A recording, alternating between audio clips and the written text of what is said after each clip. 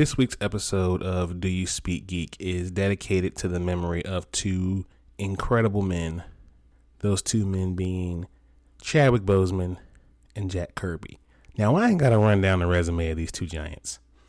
But for those of you who are unaffiliated, real quick, Chadwick Boseman, we lost him last year to cancer, cancer. And Chadwick was easily one of the greatest actors of all time. The roles he portrayed were just legendary. And of course, he was our King T'Challa. Jack Kirby, I mean, what can I say about Jack Kirby? King Kirby helped to create some of the greatest characters in both Marvel and DC, by the way. He would have been 104 this year, but of course, we lost him a long time ago. So this episode is dedicated to the memory of you two gentlemen. May you continue to rest on, and may your legacies live on well past everything. Ladies and gentlemen, blurs and nerds, freaks and geeks, this is Do You Speak Geek, episode 92.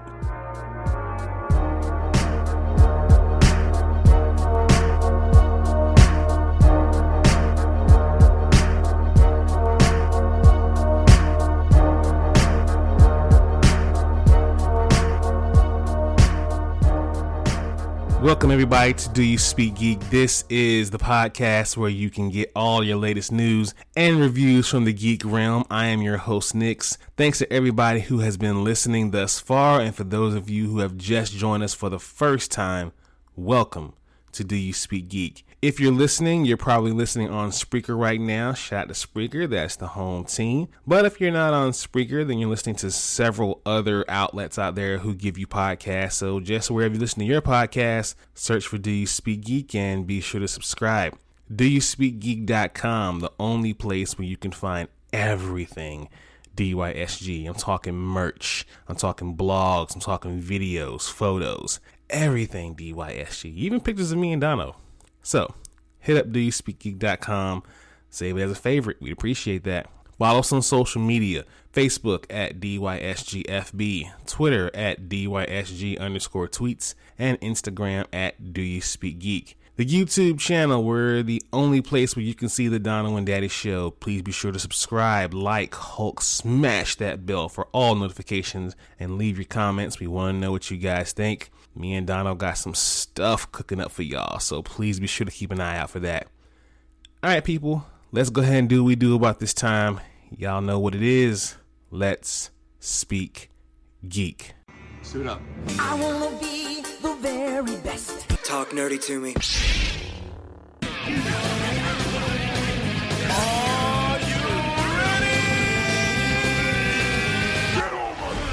All right, folks, let's get into these reviews coming at you at rapid fire. Candyman pays homage in a part modern update. The new Candyman film by Nia DaCosta is a creeping descent into a violent past that refuses to stay hidden, or dead for that matter.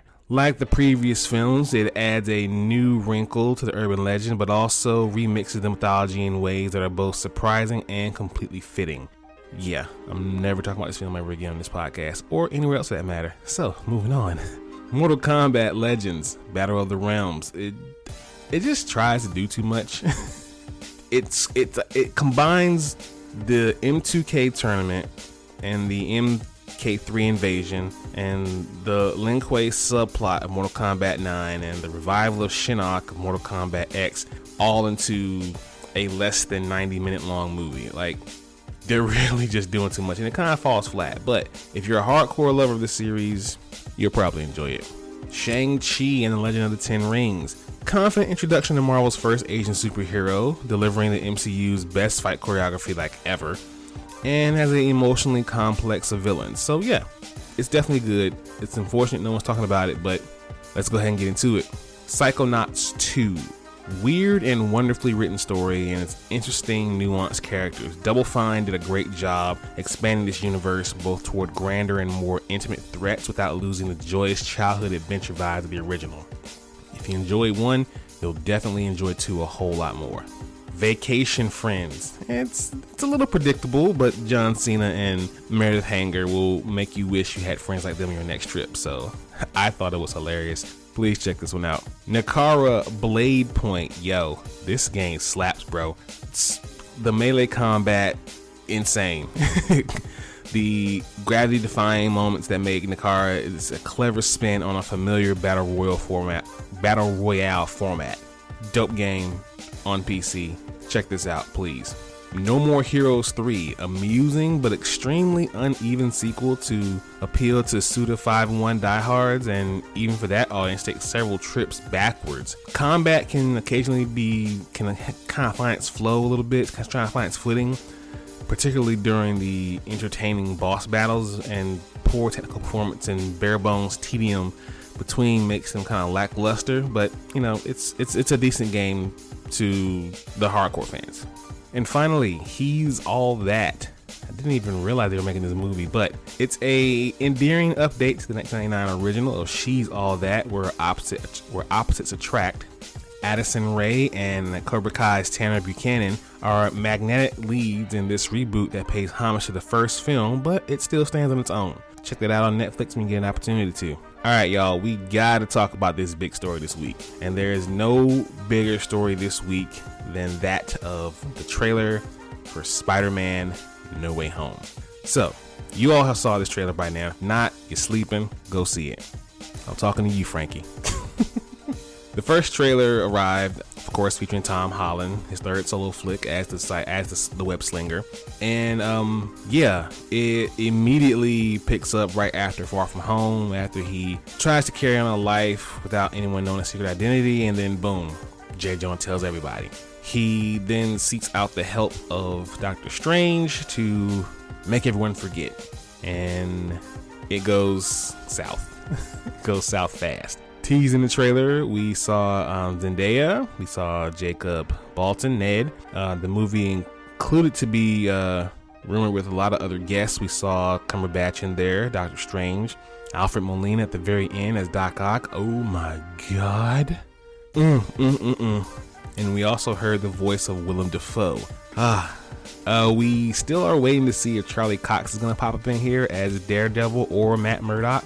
And, you know, with the multiverse, just because bad things come through that gate doesn't mean good things don't come through that gate. And y'all, I mean, it's just a matter of time. We're definitely going to see Tobey Maguire and Andrew Garfield in this movie. I mean, we're going to see them. It's just a matter of us being patient and accepting what they give us, because I trust Kevin Feige. Let's hop into my favorite portion of this show. Y'all know the vibes. Source Wall. Man, you come right out of a comic book. Behold the source wall. Can you read, my son? Well, that depends. There is nothing wrong with reading a story and looking at the pictures.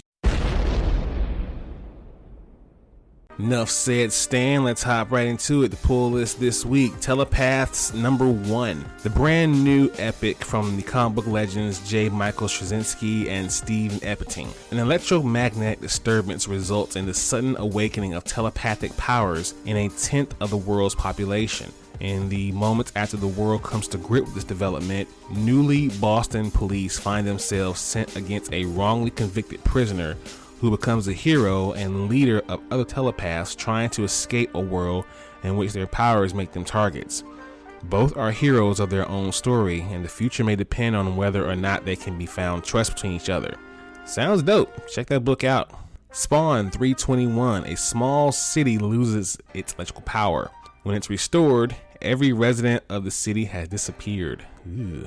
Spawn begins to hunt to find them. A twist ending awaits him, and an enemy he thought was gone forever. Oh my God, who in the hell could that be? Pick up 321 to find out. Sinister War #4. Things just got worse for Spider-Man. I'll say.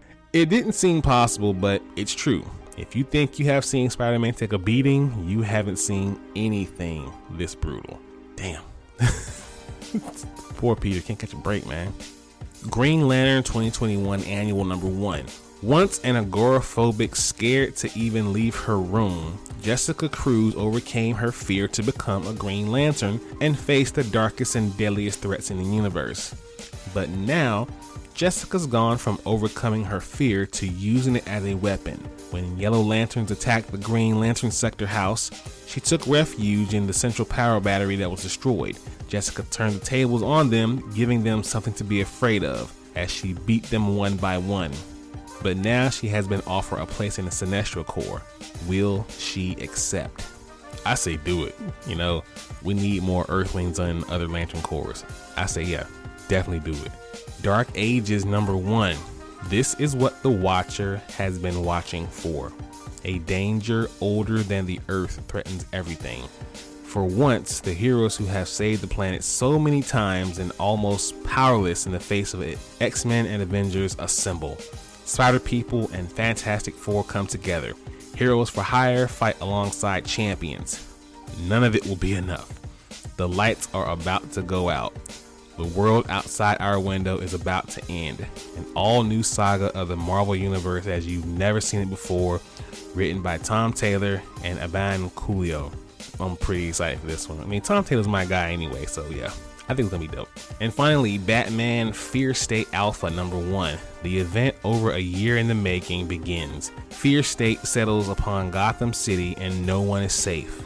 Overwhelmed by the dual threat of the Scarecrow and Peacemaker 01, Batman and his allies have been one step behind since the events of Infinite Frontier 0. And with the arrival of a mysterious anti-Oracle and the return of Poison Ivy, Batman might have more than he can handle. He definitely looks like it to me. So those are my picks this week, people. Please be sure to hit up your local comic book store and cop all of these. Let's watch this. Watch this, y'all. Thunder. Thunder. Lannister always pays his debts. Whoa, dude. I am the villain of the story.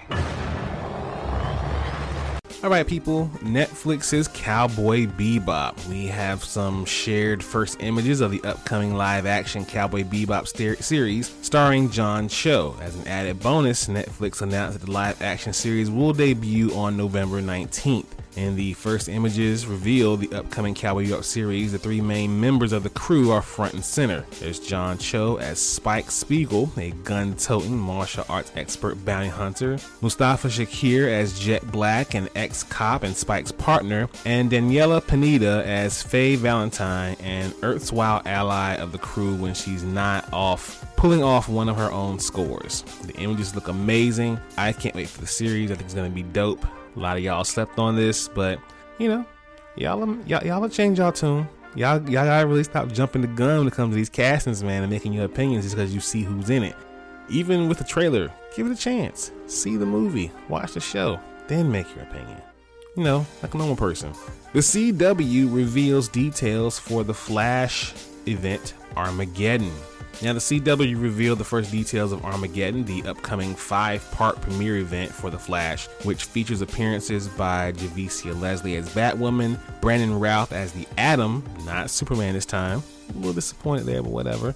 Cress Williams is back as Black Lightning, Kryler Lay as Sentinel, Kat McNamara as Mia Quinn, and Osrit Chow as Ryan Choi.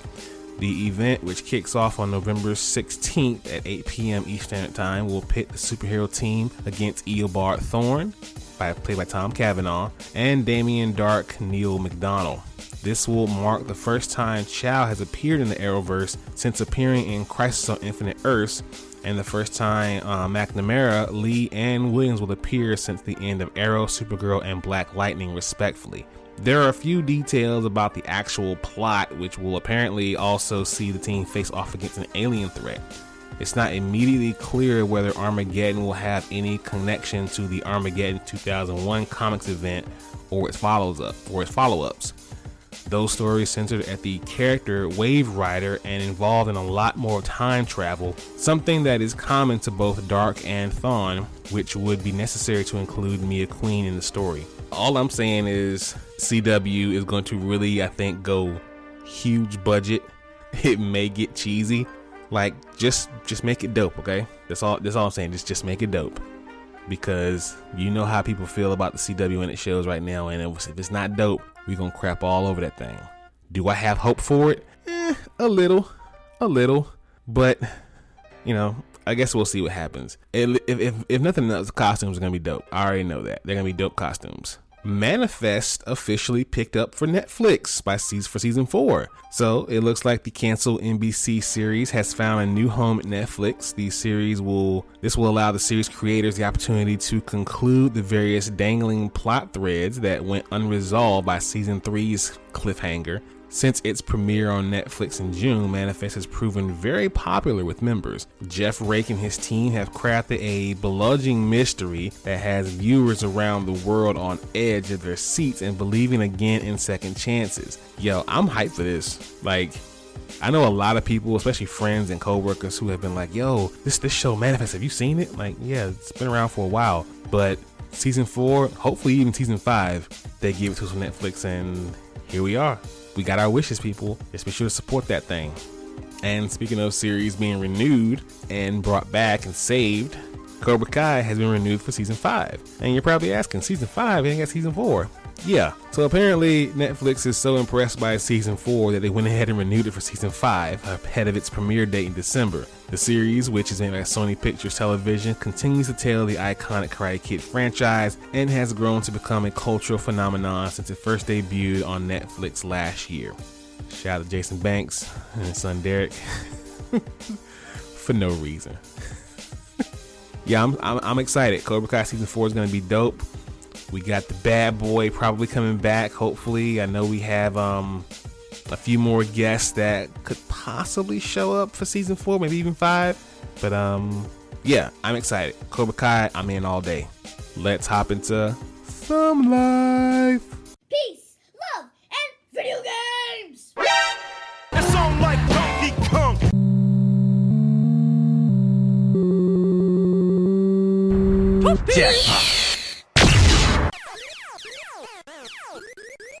That man is playing Galaga.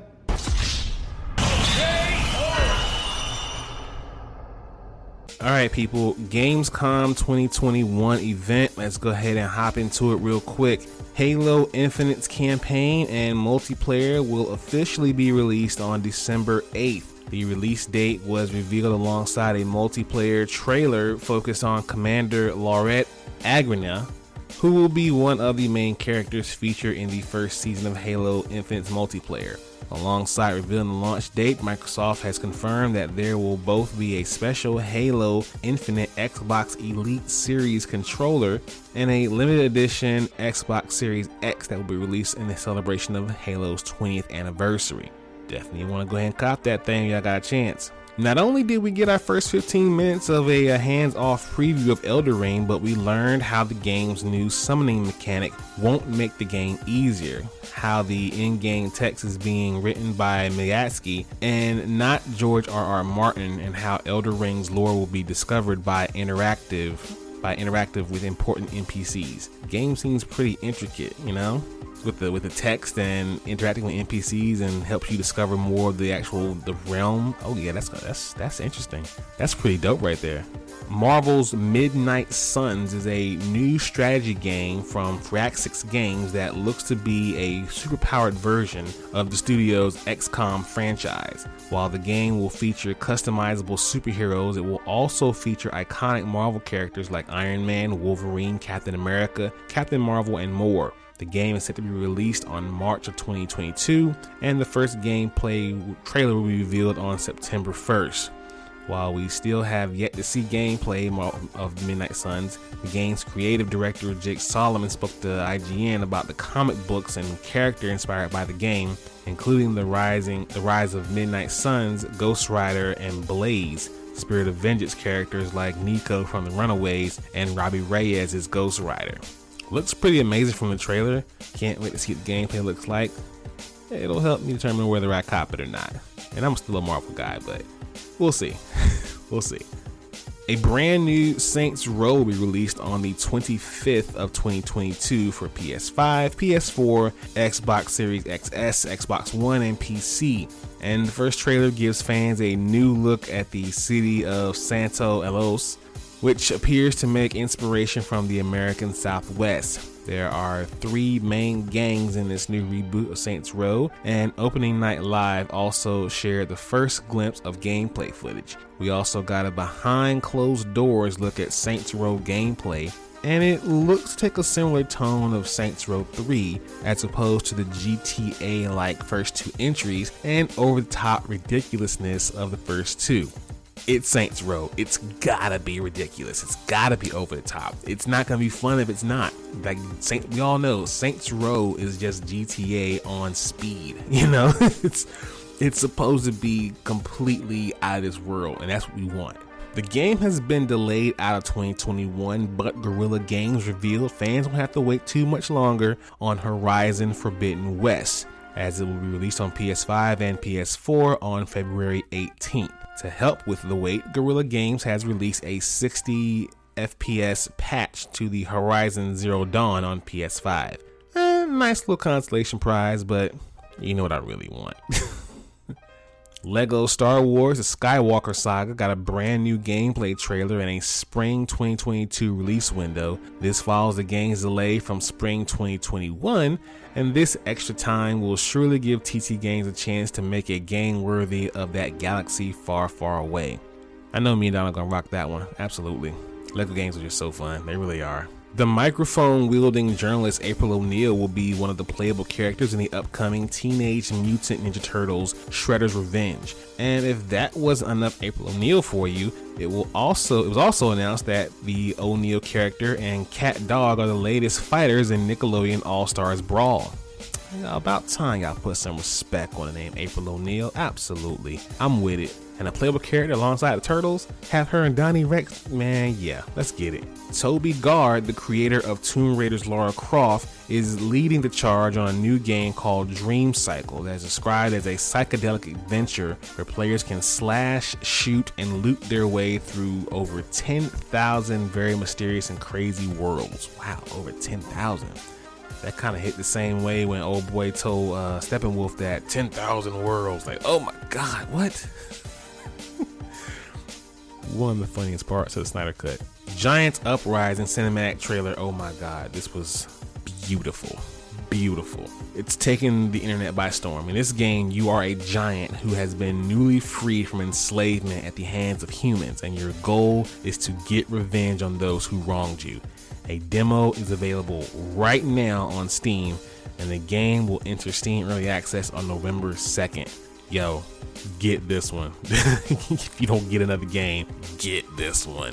So, Dying Light got a new gameplay trailer that showcased a ton of in-game footage and first-person parkour action. We got a glimpse of some of that different factions players will be playing off against, a grappling hook that will help traverse around the city, and a new move involved using enemies that will help cushion your fall. You gotta fall on people, that's gonna be fun. You'll be able to vault off enemies and use different attacks while protecting yourself from taking damage from a big fall. This is what the Nintendo Switch reveal here, and it has over 100 hours of gameplay from a single playthrough. So that Platinum Edition for Nintendo Switch, y'all, please be sure to check that one out, and that's gonna be what it is. Get to fall on people? Yes. Break my fall. Yeah. Oh man. Okay, let's speak technical for a moment. Technically speaking, Your technological advancements. 1.21 gigawatts! Have you tried turning it off and on again? Alright, technically speaking, Apple is finally ready to settle a years-old lawsuit from developers. Now, as a result of a class action lawsuit from US app developers, Apple has announced a slew of changes to the App Store as part of a proposed settle agreement. U.S. developers filed litigation against the tech giant back in 2019 to break the tech giant's improper monopolization of iOS apps. Pending approval from the court, Apple will pay out $100 million and also clarify several of its App Store policies. Most notably, it will allow developers to reach out to customers with permission from the user, of course, to collect information inside their apps, allowing them to email about alternative payment options outside the App Store. Developers on the App Store could previously communicate with customers outside the apps and even collect payments outside of the apps. Example, renewing a Netflix subscription on the Netflix official website. Prior to this proposed settlement, developers were not allowed to communicate with iOS customers about other payment options available outside of the App Store. However, the potential changes to the App Store will still not allow developers to inform iOS users about alternative payment options from within the app itself, so that developers could bypass the App Store tax, a 30% cut Apple receives from the in-app payment system.